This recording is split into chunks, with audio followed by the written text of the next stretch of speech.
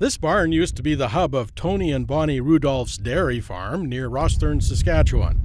But after they retired from the dairy business in 2000, it wasn't long before they were using the inside of the barn to work at their new business.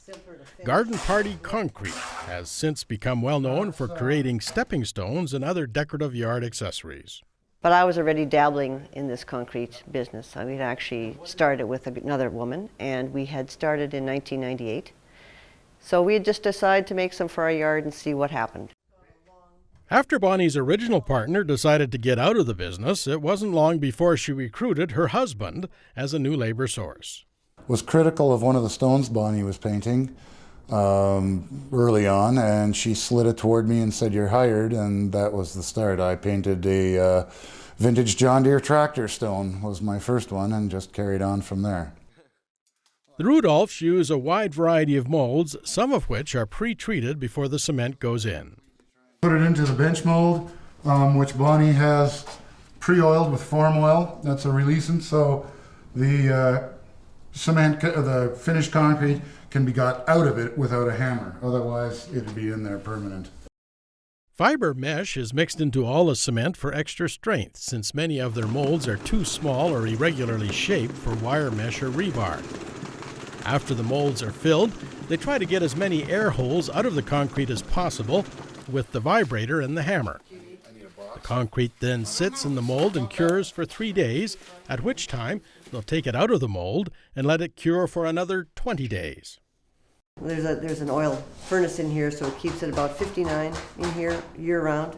And if we can, and it's breezy, we open the doors just to allow it to really dry quicker.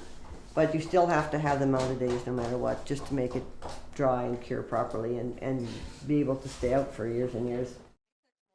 Here Bonnie is showing how to take a small concrete fairy leaf out of its mold. For the latex molds, they basically peel out. They're poured and they have releasant already in them, so you don't have to spray these, you don't have to oil these. You're basically just pouring it, and this is a thinned concrete, so something like this is going to be very easy to pull out for the most part, and it just releases itself. And although it's concrete, it still has all the fiber mesh and everything in it. One of the important lessons they have learned over time is that pretty well every item coming out of the mold has a sharp lip on it. If that is not taken care of, it could cut a person or could just break off if someone pulls on it.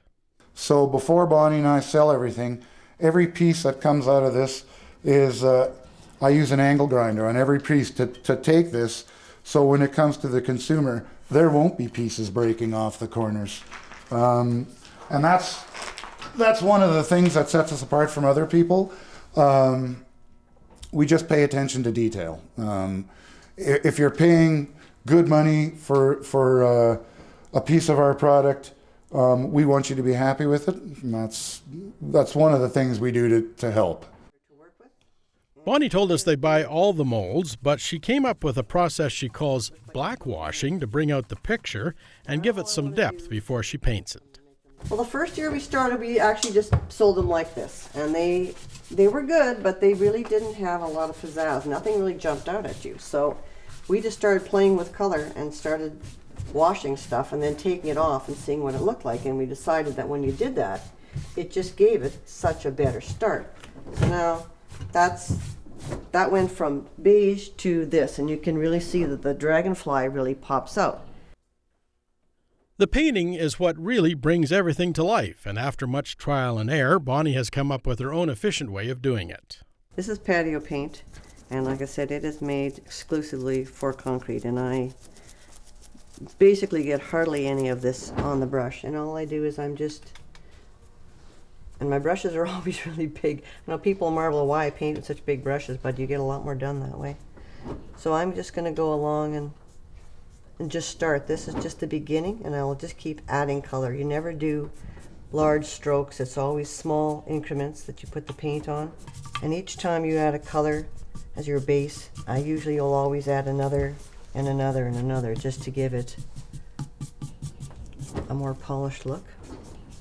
Like after I would do this one, I would probably top it with a lighter pink, and then I would do a gold on it. as a finish. Then I'll do the high gloss. The gloss you see on here is the sealer, and that's what gives it its final finish. And lots of times I will put a sparkle just to give it a little more pop. So when you take it outside, it really has a nice sheen to it. And that sparkle is also sealed right in with the sealer as well. So it's just a process that, you know, like again, trial and error. The concrete sealant applied to the pieces is the same material used on sidewalks and driveways. As a result, any rain that falls on the finished pieces would just bead off and therefore not cause damage by being absorbed into the concrete. Bonnie says their prices range anywhere from $5 to over $250. A lot of kids buy from us too. They want to buy a gift for Mother's Day. They're going to come and buy a little fairy or a bunny or something that they can buy their mom, and it's affordable. And I think when you do a lot of these shows, you can see that it is every age group that comes here, and they're always looking for something that, you know, maybe isn't too expensive, but is still good quality. And I think that we supply that. When Bonnie first got involved in this business, they only made stepping stones. Her very first project was a 16-inch heart stepping stone, which has been sitting on the bench in their yard for about 14 years. Anytime I try a new paint or a new product, I always throw it outside and leave it for the winter and see what happens to it. I mean, if it can last out here, I think it can probably last anywhere. Saskatchewan's a pretty tough climate. One of the biggest expenses for garden party concrete is paying for molds, but finding appealing new molds is how they keep their customers happy. Bonnie told us they have purchased molds from all over the world. Started off basically from the States. It used to be you'd order from a catalog, and now with the internet you can just type in concrete molds and you can find them all over. Some of them come from Australia, UK, France. A lot of them still come from the States, and now I'm finding some very, very good Canadian mold makers where before there really wasn't any, but they're starting to show that they can make good molds too. Tony estimates they go through over 25 yards of specialty gravel per year for making their concrete, which is dyed to give it an even color. They have reached the point where they seem to sell everything they make as fast as they can find the time to make it. If they have a new item that does not sell well within a few shows, they'll quickly discontinue it and move on to something else.